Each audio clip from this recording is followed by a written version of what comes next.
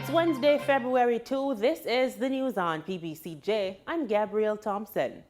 The Meteorological Service of Jamaica reports that a flash flood warning is now in effect for low-lying and flood-prone areas of St. Ann, St. Mary, Portland, and St. Catherine. The Met Service said forecast models project more rainfall for sections of the island on Wednesday. Sections of St. Mary and St. Ann took a major battering Monday night as heavy rains lashed the parishes for several hours into Tuesday morning, resulting in major flooding. High flood waters and damaged roads kept vehicles off the roads. Residents in Port Maria said the heavy rains resulted in the Outram River overflowing its banks and flooding sections of the parish. The Jamaica Public Service Company Limited, JPS, has agreed to support the government's National Broadband Initiative. Energy, Science and Technology Minister Nat'l Vaz reported this to the House of Representatives on Tuesday.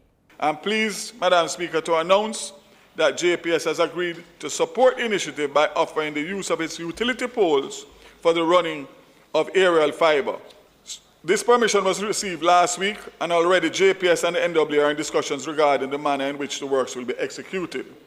Tenders have also been issued for contractors to erect these cables in the parishes of St. Catherine, Clarendon, Manchester, and Westmoreland. While the tender process for the some contractors are complete, the responses to the other tenders are currently being evaluated with a view to completing the tender process in short order. Madam Speaker, I'm also pleased to advise this Honourable House of discussions which are currently underway with Flow Jamaica to provide free access to 2 dark fiber strands on the north coast to supply end-to-end access. The St. James Municipal Corporation, St. Ann Municipal Corporation, or should I say from St. James to St. Ann to St. Mary to Portland, and Portland to St. Thomas. Madam Speaker, flow has remained. The minister also gave updates on the build-out of community and public Wi-Fi hotspots across the country.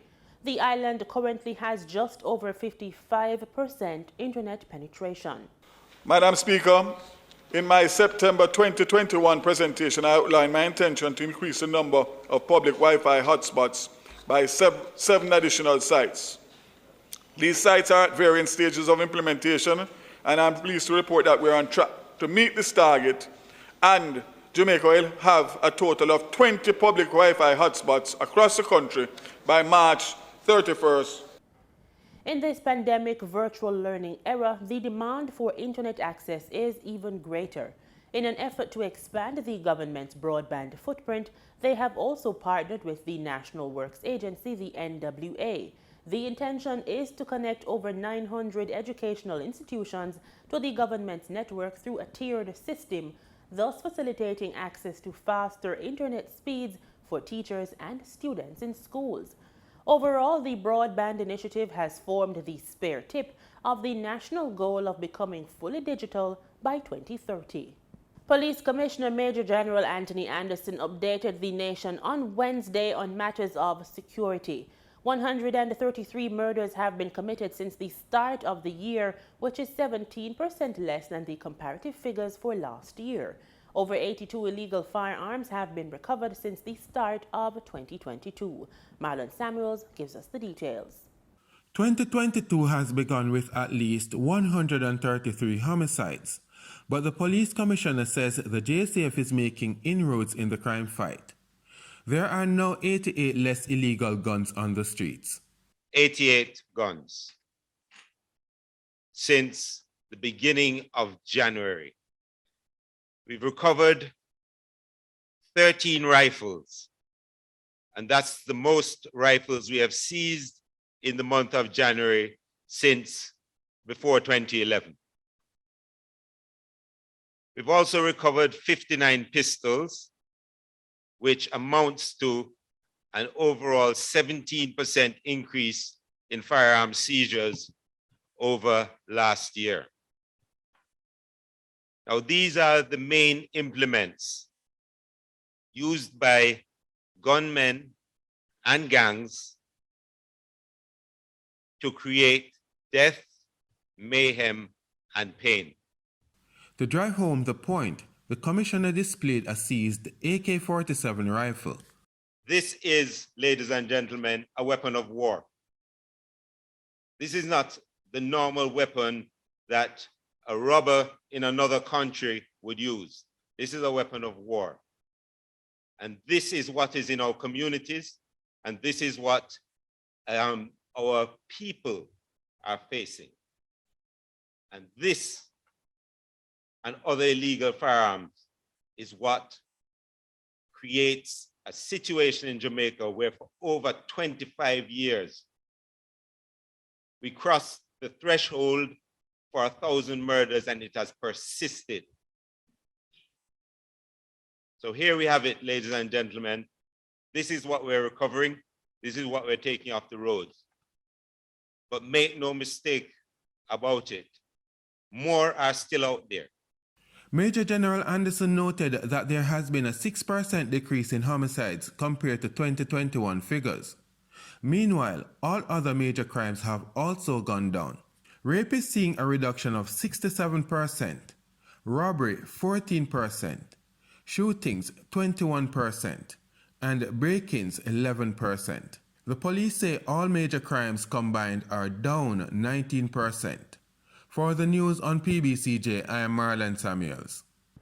The Ministry of Health and Wellness on Tuesday signed an additional 9 private doctors to its public-private partnership for non-communicable diseases program. The program, which was piloted in November 2020, has been expanded to minimize the exposure of patients with chronic illnesses to COVID-19 at public health facilities, while also providing efficient maintenance of routine clinical management of non-COVID-19 patients with diabetes and hypertension. Speaking at the signing ceremony, Health and Wellness Minister Dr. Christopher Tufton added that public-private partnership initiatives have been used globally to make the provision of primary healthcare services more effective and efficient. 13 private doctors across 5 parishes, which covers the 4 healthcare regions, are currently part of the program. To participate in this initiative, patients who qualify can contact or visit any of the 15 participating health centers. Time now to look at the latest market movements in this quick business report.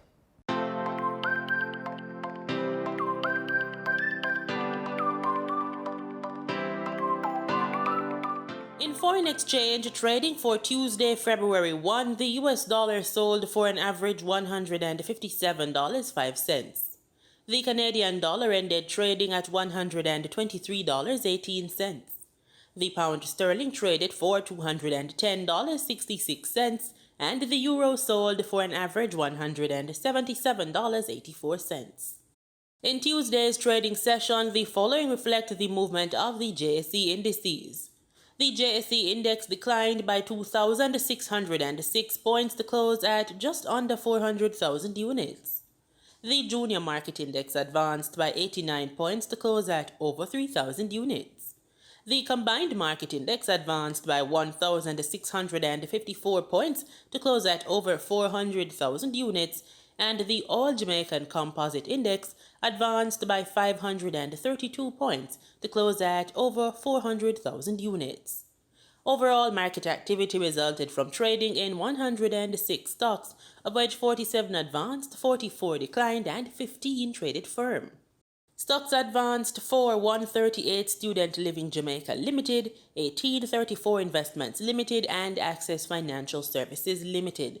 Stocks declined for AMG Packaging and Paper Company Limited, Barita Investments Limited, and Berger Paints Jamaica Limited. Trading firm were CAC 2000 Limited, Caribbean Flavors and Fragrances Limited, and Epley Limited 7.25% preference shares.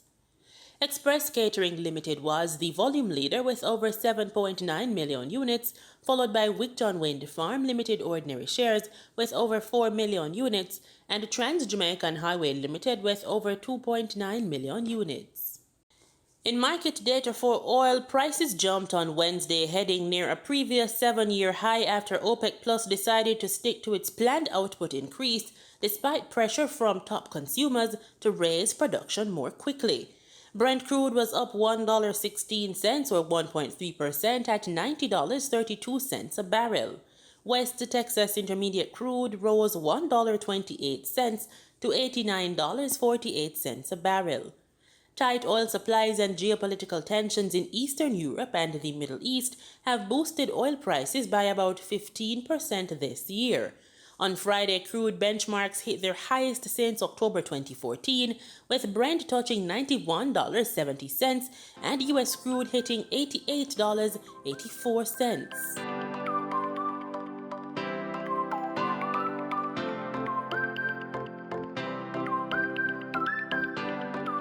Typically, gym memberships spike in January as persons follow through with New Year's resolutions to get in shape or lose weight. By March, those numbers taper off as motivation wanes. Whatever your fitness goals for 2022, you can achieve them with some tenacity and consistency. In today's Living Healthy, Dr. Heather Dawn Lawson-Myers talks with Master Trainer Omar West.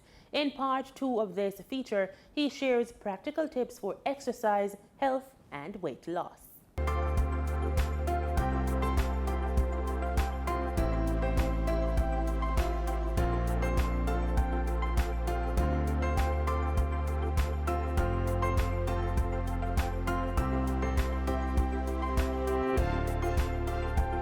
One more thing I'm going to touch on. A lot of people have issues with airway, and there are many red flags. But one specific red flag is if you're a woman and your neck size is 16, if you're a man and it's 17, you're more likely to have issues with obstructive sleep apnea. Right. So the traditional view is the pot-belly man who has slowed down and now begins to snore much more loudly than he's ever done before.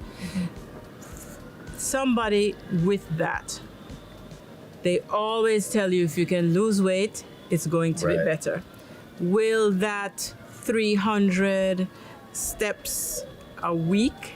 No, this is not 300 minutes a week. Help that person? 300 a minute will help that person. However, you mentioned the pot belly, you mentioned the size of the neck. You have to keep in mind though that we can't spot reduce. So you can't tell your body where to lose that fat from. Your body's gonna lose the fat from wherever it wants to lose the fat from first. So it's gonna be an overall thing, it's gonna be a general thing. So the 300 minutes per week will help. And remember, that's the minimum, and that's where we should be starting for weight loss. Yes. That's where we should be starting. And as we go along, you want to try to improve. You're always trying to progress. There's always need for progression. If there's no progression, your body's going to get to a point where it's adapted to what you've done, and it'll just stop adapting. So yes, the 300 minutes will definitely help that person with the neck or the pot belly or just weight loss in general. As long as they set realistic goals. If you're doing the picking up daisies thing, don't expect to lose the weight overnight. Yes. Right? So set realistic goals, have realistic expectations. But yes, indeed, that's a good place to start, and that will indeed help a person to lose the fat in the neck or the stomach. Well, Omar, it's no known secret that we have a love-hate relationship. I hate coming to the gym, but there's no other person I'd rather train me than you. Thank you so much for your time today. And I promise my picking up daisies are in the past. I'm now talking.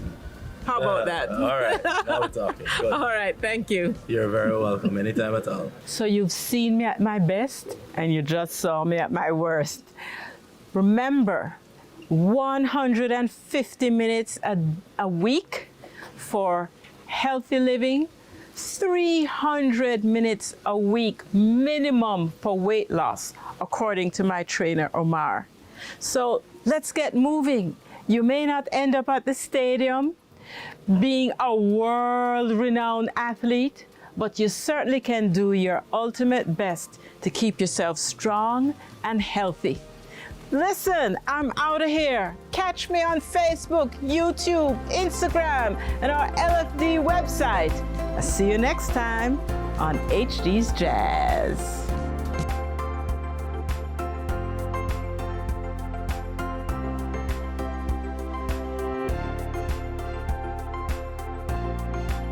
We turn our attention to news from across the region.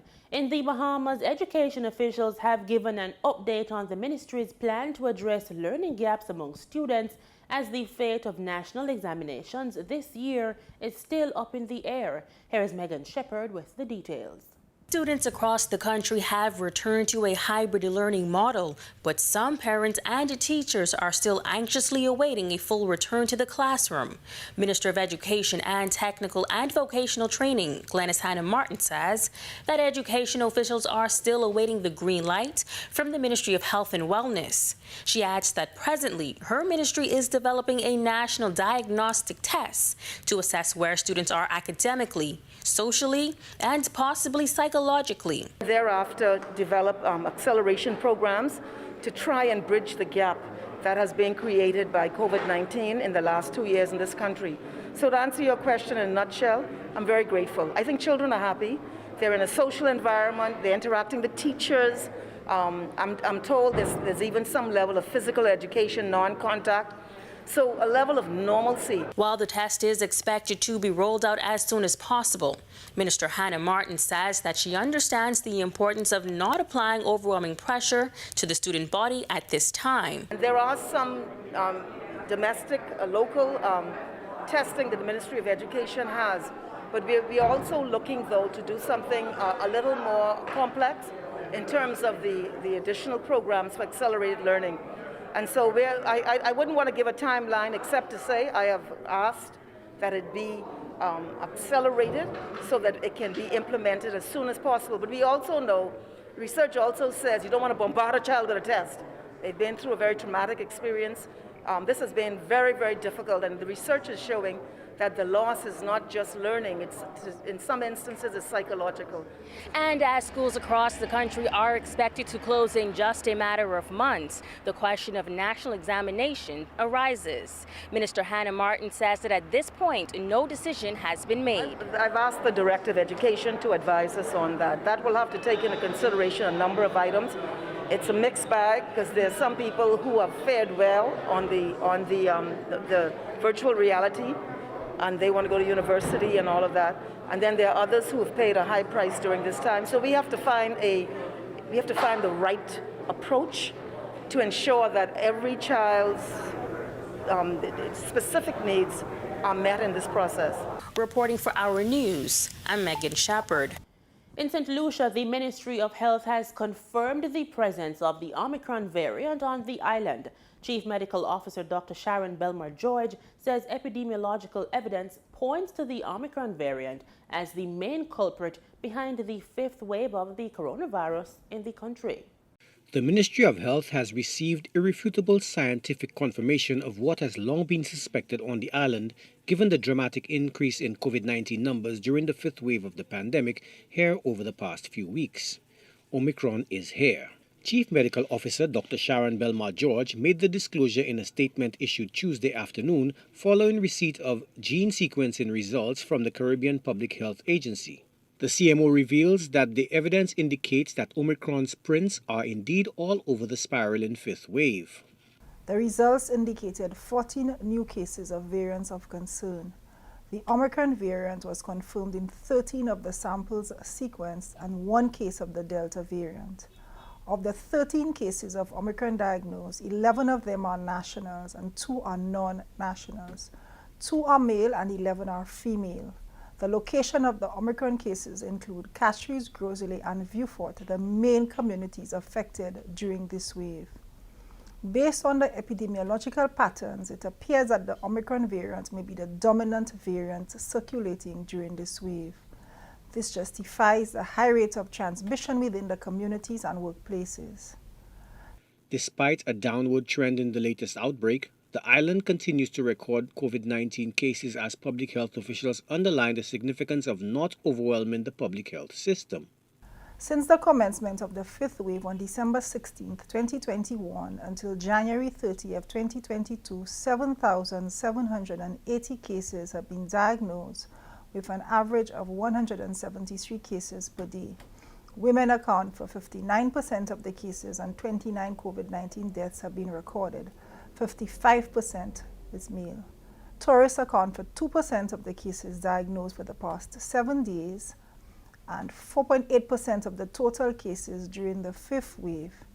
We have 49 cases admitted at the respiratory hospital and 6 are severely ill. This week, we continue to register cases. The 7-day average approximation indicates a downward trend in the epidemiological curve. We note reductions in most of the public health indicators. The CMO again harped on the importance of public health measures. We continue to appeal to all organizations, public and private sector, to ensure the strengthening of all of the public health protocols.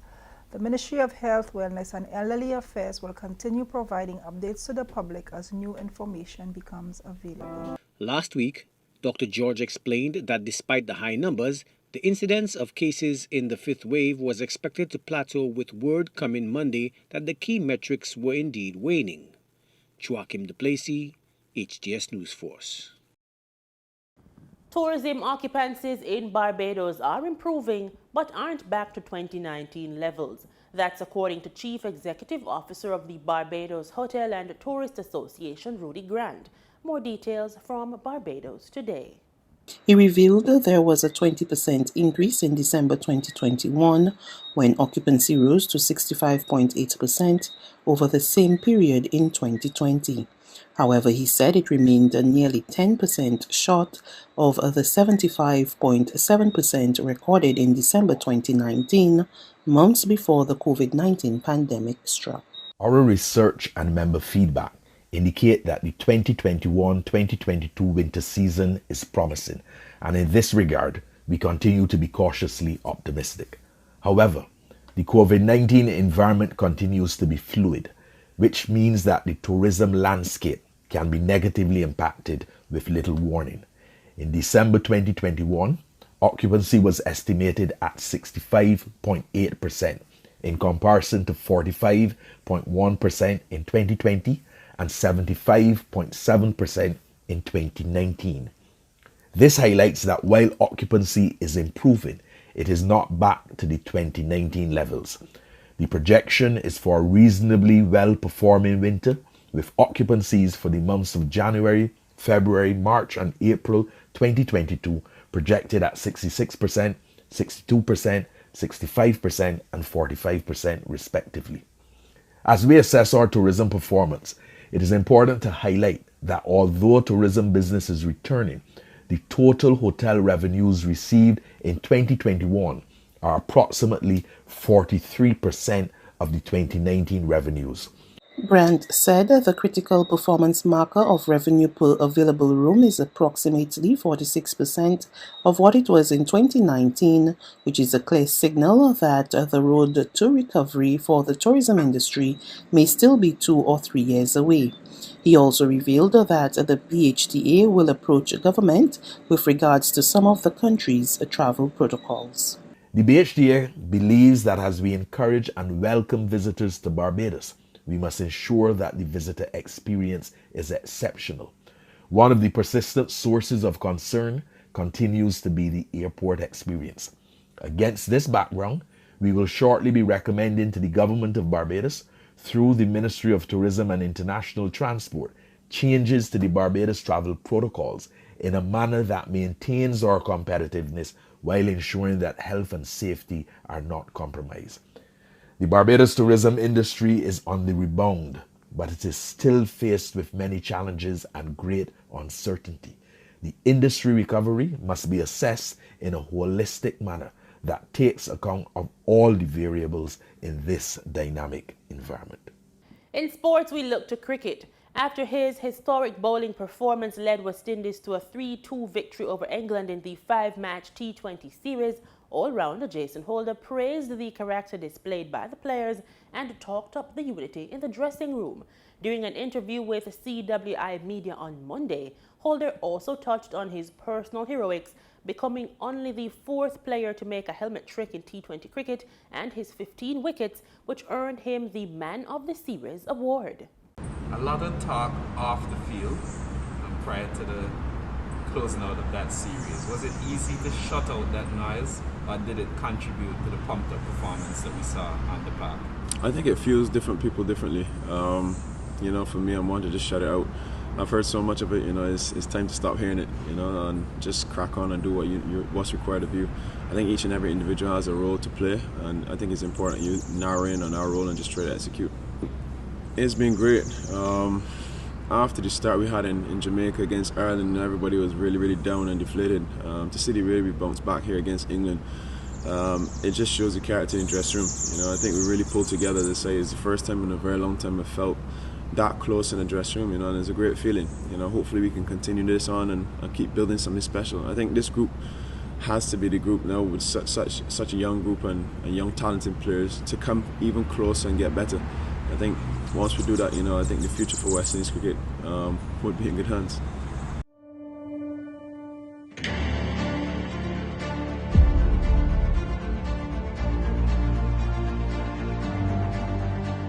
I was just pleased with the consistency in terms of the wicket-taking column. It's something I pride myself on, particularly in this format. And yeah, just happy that I stuck through it. You know, there were tough times obviously in the series, which you would expect. And just the way, you know, I came through the tough periods, you know, it was very pleasing. I had to hold my nerve, had to hold my character and just, you know, settle and do what was required at that present time. And not only in the game last night, you know, but throughout the entire series. Still areas to improve on, you know, if I've been overly critical, still could improve coming back and finishing off spells well. Yeah, and that's just, those are the two areas I pinpoint.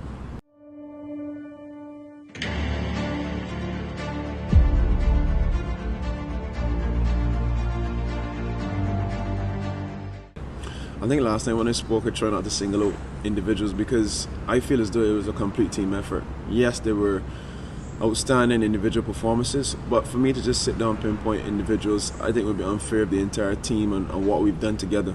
You know, and I just really want to highlight that. I think as a group we've really pulled together, and I can't stop saying it enough because it's honestly one of the first times I've really felt that strong togetherness within the dressing room. So yes, it's great to see Rodman especially come in and playing in the innings that he did in the 30-20, but then not only to play that innings, back it up with a for what I felt was a match-winning partnership, you know, with himself and the captain, was really outstanding. Akil, for me, is the best left-hand spinner in the region. And that's our package. You've just watched the news on PBCJ, the People's Station.